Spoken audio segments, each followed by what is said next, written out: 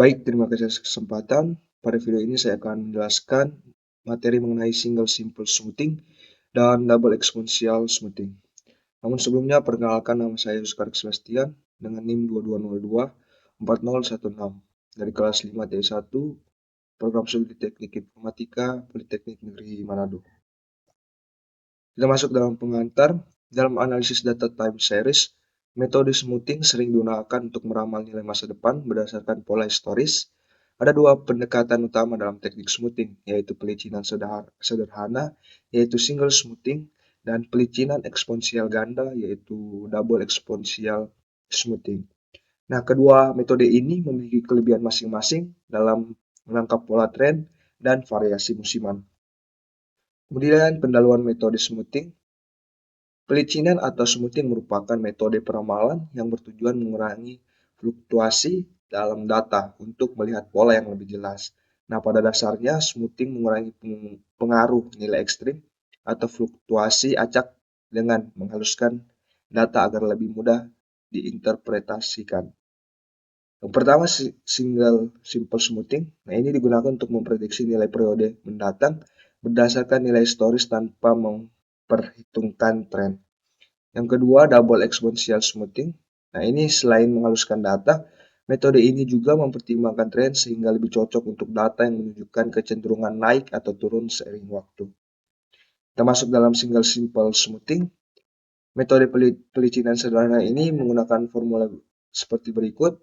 S aksen T sama dengan A kali XT ditambah 1 dikurang alpha, kemudian dikali S aksen T dikurangi 1, yang dimana S aksen T ini nilai smooth pada waktu T, XT ini nilai aktual pada waktu T, dan alpha smoothing konstan, yang dimana 0 kurang dari alpha dan kurang dari 1. Dalam metode ini, kita menghitung nilai pelicinan dari periode sebelumnya dengan mengkombinasikan nilai aktual dan nilai smooth dari periode sebelumnya. Nilai alpha mengatur seberapa cepat model beradaptasi dengan perubahan data. Kemudian kelebihan dan kekurangan single simple smoothing ini, yang pertama kelebihan, mudah diaplikasikan dan tidak memerlukan banyak data historis. Namun dia mempunyai kekurangan yaitu tidak efektif jika data memiliki tren yang jelas dan tidak mempertimbangkan pola musiman atau siklus. Kemudian kita masuk di double exponential smoothing. Nah, metode ini digunakan untuk data yang memiliki tren dengan mengkombinasikan 2 kali pelicinan. Rumus untuk metode ini adalah S aksen T sama dengan A dikali XT ditambah 1 kurang alpha dikali S aksen T dikurangi 1. Dan kemudian ST aksen sama dengan A dikali ST ditambah 1 dikurang alpha dikali S aksen T aksen dikurang 1. Nah, langkah-langkah dalam metode ini melibatkan perhitungan pelicinan pertama dan pelicinan kedua. Nilai tren kemudian dihitung untuk memberikan ramalan yang lebih akurat untuk data yang memiliki tren. Nah, kita masuk di kelebihan dan kekurangan double exponential smoothing. Yang pertama kelebihannya itu lebih akurat untuk data yang memiliki tren dan memperhitungkan perubahan tren secara lebih cepat. Namun dia mempunyai kekurangan yaitu lebih kompleks dibandingkan dengan simple smoothing dan tidak cocok untuk data yang memiliki pola musiman. Nah, di sini ada soal latihan di mana kita disuruh temukan nilai ramalan minggu ke-6 dengan alpha 0,3 menggunakan simple smooth dan double smooth, lalu buat hasil tabel untuk metode yang ada. Nah, kita masuk di pembahasan, namun di pembahasan ini saya hanya membahas menggunakan simple smooth.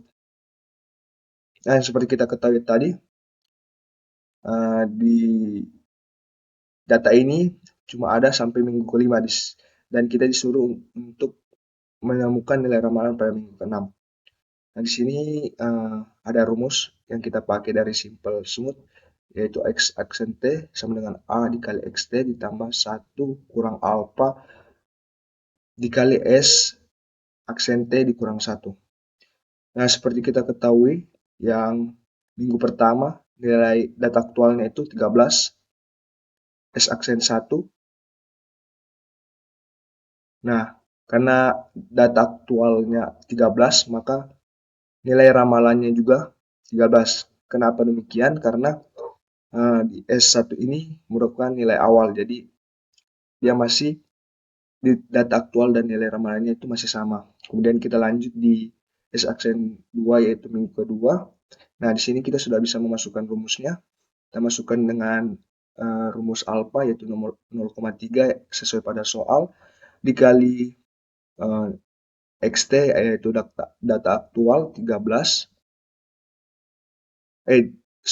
di minggu kedua 24, kemudian ditambah dengan 0,7. Kenapa di sini ada 0,7?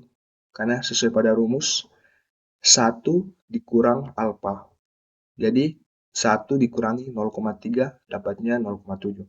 Sehingga di sini ditaruh 0,7. Kemudian dikali S aksen T yang sebelumnya di minggu pertama kita masukkan di sini dikali 13 dengan hasil yang didapat 16,3. Maka nilai ramalan untuk minggu kedua itu 16,3. Kemudian kita masuk di minggu ketiga yaitu S aksen T, X aksen 3 yang dimana 0,3 dikali 33 ditambah 0,7 dikali 16,3 sama dengan 21,31. Maka nilai ramalan untuk minggu ketiga yaitu 21,31. Kemudian kita masuk di minggu keempat, S aksen 4. Nah, di sini sama dengan 0,3 dikali 21 di data aktualnya di minggu keempat yaitu 21 ditambah 0,7 dikali 21,31. Ini nilai ramalan di minggu ketiga kita masukkan di sini untuk mencari hasil nilai ramalan di minggu keempat yaitu 21,217. Jadi di sini saya salah mengetik. Nah, di sini yang betul 21,17. Kemudian kita lanjut di S minggu ke-5 yaitu S aksen 5. Kita masukkan 0,3 dikali 22 yaitu data aktualnya di minggu ke-5 yaitu 22 ditambah 0,7 dikali 21 nilai ramalan di minggu keempat tadi dimasukkan kembali di sini yaitu 21,217 dengan hasil 21,451. Nah, ini nilai ramalan untuk minggu ke-5. Nah, untuk itu di sini orang disuruh cari untuk minggu ke-6-nya. Jadi S6 itu kita turunkan saja dari minggu ke-5 ke minggu ke-6. Jadi dengan hasil untuk minggu ke-6 itu 21,451. Jadi nilai untuk S6 21,451. Baik, kita masuk dalam kesimpulan. Jadi metode smoothing sangat berguna dalam peramalan data time series, terutama ketika kita ingin menghilangkan fluktuasi acak untuk mengidentifikasi pola yang lebih jelas. Single simple smoothing cocok untuk data yang stabil tanpa tren, sedangkan double exponential smoothing lebih tepat untuk data yang memiliki tren. Pemilihan metode tergantung pada karakteristik data yang dianalisis. Baik, sekian dari saya. Jika ada kesalahan mohon dimaafkan. Terima kasih.